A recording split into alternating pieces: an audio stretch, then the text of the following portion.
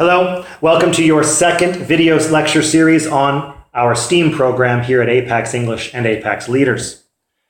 I am still Kevin.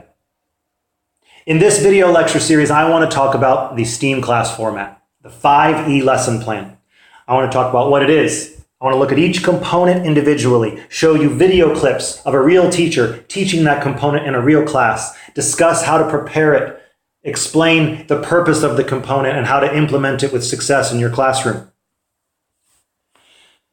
Before we dive into each individual component though, let's look big picture at how they all work together, like an overview. Because we love assonance, we have titled each component with a verb that starts with the letter E. Actually, I'm lying to you. We did not invent this lesson plan format. This is not unique to Apex. The 5E lesson plan is a tried, tested, and true method done in STEAM classes all across the world.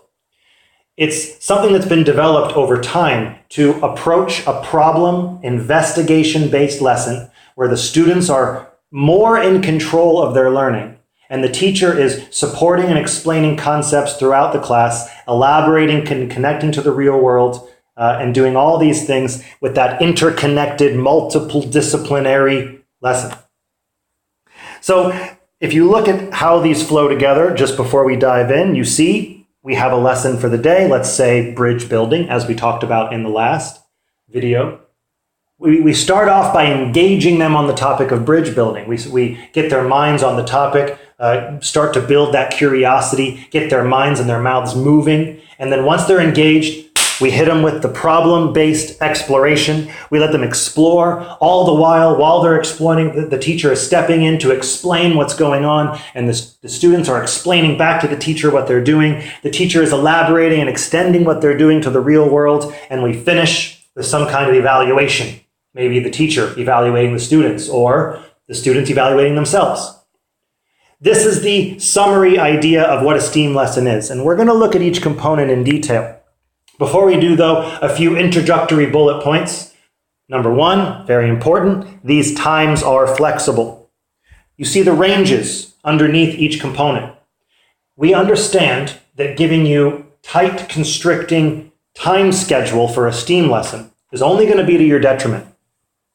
I mean, think about it. You've got a mixed level class that are approaching a problem and approaching an investigation at varying abilities and ages. Well, of course, one class to the next class are going to need different amounts of time to engage themselves on the topic and look at the vocabulary we need to approach the investigation. Different classes are going to need different amounts of time to explore. And that explanation is going to take maybe a little bit longer with more support in a lower level class, or maybe a little bit quicker with less support in a higher level class. Furthermore, with low-level classes, you're not going to extend and elaborate to the real world because they're having trouble just grasping the base concept. So we do not want to put you in a tight time box where you have to have a certain amount of time for each component of the lesson. Treat the time as you treat everything in this lesson plan, holistically.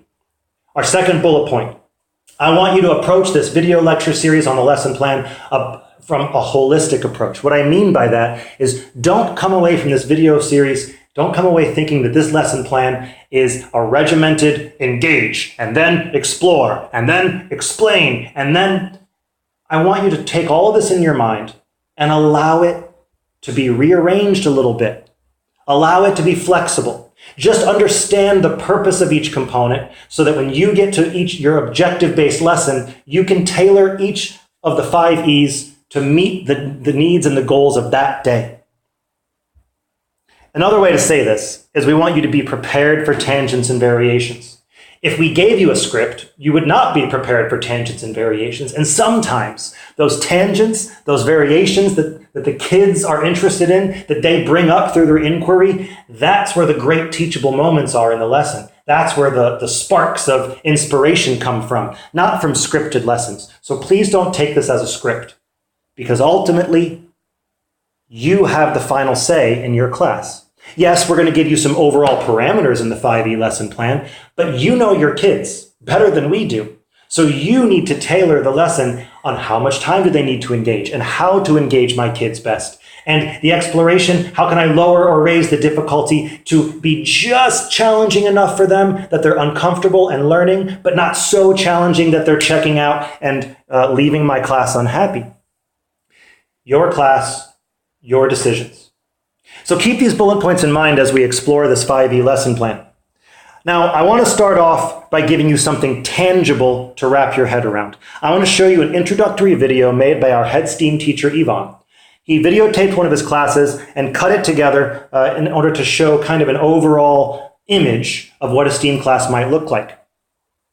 So in this video, while you're watching, I want you to be thinking about all of the things from the previous video lecture series. Think about those 4 pillars.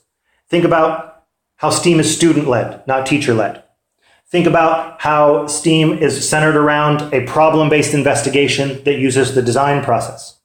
Think about those 21st century skills that we talked about and how they're all going to be embedded into your STEAM lessons.